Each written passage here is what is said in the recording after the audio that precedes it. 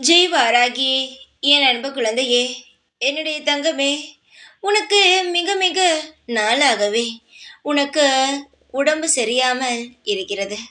உனக்கு ஏன் தெரியுமா இவ்வளவு உடம்பு கவலையாக இருக்கிறது? உன்னுடைய வாழ்க்கையில் நடந்த அனைத்து விஷயங்களையும் மனதுக்குள்ளேயே பூட்டி பூட்டி வைத்து வெளியிலும் சொல்ல முடியாமல், வாழ்க்கையில் என்ன செய்ய போகிறோம் என்றும் தெரியாமல் தனியாளாக நின்று புலம்பிக் கொண்டே இருக்கிறாய் பாத்தியா?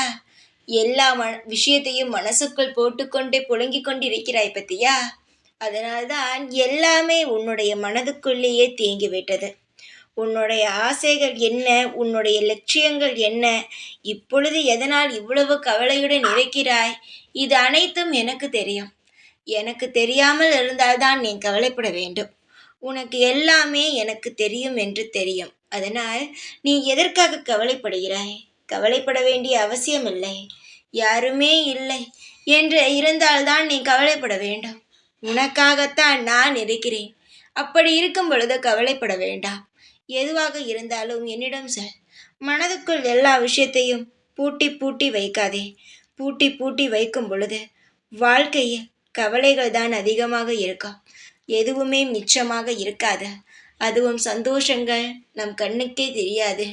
அதனால் ஏதாவது கவலைகள் இருந்தால் உன் இஷ்டமான தெய்வத்திடம் போய் சொல்ல. சீக்கிரமாக உன்னுடைய அனைத்து விஷயங்களுக்கும் வழிகாட்ட. இப்படி நீ மனதுக்குள் வைத்திருந்தால் தேவையில்லாமல் உடம்புதான் சரியில்லாமல் போகும். உடம்பை கெடுத்துக்கொள்ளாதே.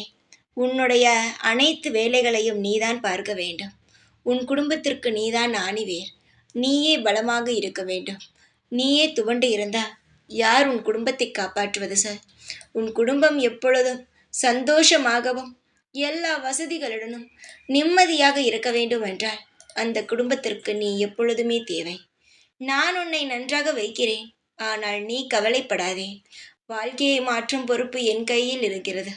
சீக்கிரமாக எல்லா விஷயத்தையும் நல்ல விதமாக மாற்றுகிறேன். கவலைகள் இல்லாமல் இரு. தைரியத்துடன் இரு. நான் இருக்கிறேன்.